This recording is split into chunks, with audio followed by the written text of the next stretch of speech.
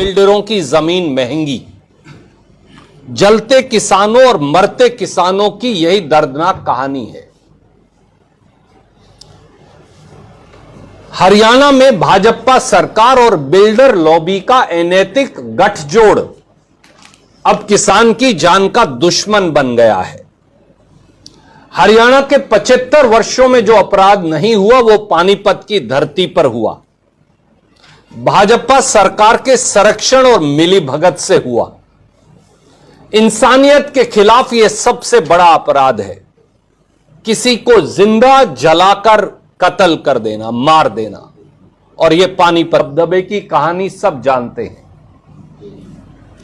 सुमित कुमार नरवर की parent company है Trident holding corporation LLP, जिसका पता है 310 प्रकाशदीप बिल्डिंग, टॉलस्टॉय मार्ग, नई दिल्ली। यह पता जरूर नोट कर लीजिएगा। इस limited Trident Park Town private limited, 310 Prakashdeep building, Tolstoy Marg, नई दिल्ली, वही पता है। इसने सेक्टर 19 में 125 एकड़ के लगभग जमीन में एक टाउनशिप डेवलप करने वाली है या कर रही है। इस कंपनी का रिकॉर्ड भी भारत सरकार के Trident Park Town private Limited के में 99.9% शेयर, यानी पूरी कंपनी का मालिक ही हो गया। वो एक और कंपनी है Trident Infra Homes Private Limited. ये इस कंपनी का मलकियत का सबूत है, ये भी मैं आपको भेज रहा हूं। और इसमें यहां साफ लिखा है कि 99.9% ये इस कंपनी के पास है। और इस Trident Infra Homes Private Limited के मैनेजिंग डायरेक्टर भी सुमित नरवर हैं। तो पता भी एक है, कंपनी भी एक है, मलकियत भी एक है। ये तो कम से कम कागजात हैं कंपनी रिकॉर्ड के, जो मैं आपको भेज रहा हूं। पानीपत के इस प्रोजेक्ट बारे कई प्रॉपर्टी डीलर्स ने शायद प्री लॉन्च वेबसाइट भी जारी की हैं, जिन पर यह दिखाया गया है कि यह ट्राइडेंट का प्रोजेक्ट है। उसकी एक प्रतिलिपि भी मैं आपको भेज रहा हूं। वो ये किसी ने वेबसाइट खोल रखी है, उसमें ये साफ दिखाया गया है। ये देखिए कि ये ट्राइडेंट का प्रोजेक्ट है। ये भी मैं आपको भेज रहा हूं। तो कम से कम ये तो साबित हो गया कि ये कंपनी है किसकी। ये तो कंपनी रिकॉर्ड के मैं सारे कागजात आपको पेश कर रहा हूं। पर कोई व्यक्ति भी अपना बिजनेस कर सकता है, सुमित नरवर भी कर सकते हैं। हमें किसी को, मुझे या शाह जी को या संधू साहब को या मलिक साहब को या कुंडू साहब को क्या एतराज हो सकता है। श्री सुमित कुमार नरवर की इस company Trident Park Town private limited ने जबर का एक विवाद चल रहा है रमेश जी से। इनके भाई विजेंद्र, अब तो स्वर्गीय विजेंद्र कुमार हैं, स्वर्गीय विजेंद्र कुमार गांव निजामपुर से, क्योंकि वो इनकी जमीन जबरन लेना चाहते हैं। इसलिए ये आज तप्पड़ से उठकर मेरे साथ आए हैं रमेश भाई, उस दर्दनाक कहानी का गवाह बनने के लिए। इन तीन भाइयों के पास 14 बीघे या लगभग 2 एकड़ जमीन है।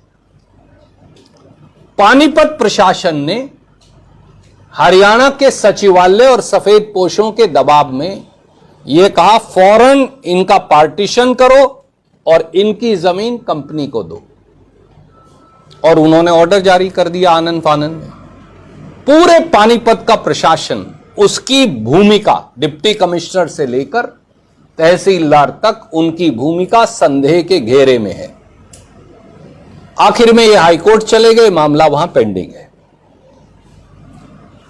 अब क्या हुआ? वहां कोठा है, ट्यूबवेल है, इनका वहां बाग है, इनकी जमीन है। 2 जून 2025 की शाम को लगभग 8:30 और 9 के बीच में निजामपुर में जो हमारे ये भाई हैं विजेंद्र कुमार, ये अपने खेत में गए और जो वहां हुआ उस दिल दहलाने वाली हृदय विदारक घटना ने भाजपा सरकार की निष्पक्षता और कानून की मान्यता दोनों पर कालिख पोत दी।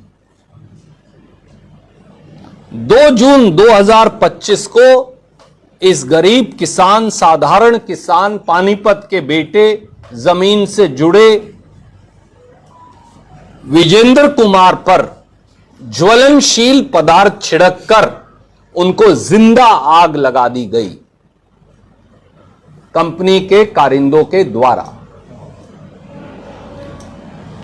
वो बिलखते रहे, वो रोते रहे, वो तड़पते रहे। परिवार को फोन किया। रमेश भाई साहब ने और इनके बेटे रोहित ने, जो विजेंद्र के बेटे हैं, उन्होंने मुझे आज बताया कि जब ये मौके पर गए तो जलाने वाले वहीं खड़े थे ताकि ये सुनिश्चित करें कि शरीर की राख बन जाए, तब तक जाए ना, सब कुछ मिटा दिया जाए। इनके जाने के बाद वो मौके से भाग खड़े हुए। जब ये उन्हें दिल्ली उठाकर ले जा रहे थे तो इन्होंने बाकायदा उससे वीडियो पर पूछा कि क्या हुआ, तो खुद डाइंग डेथ डिक्लेरेशन, आप सब पत्रकार साथी वाकिफ हैं, उससे बड़ा तो कोई सबूत नहीं।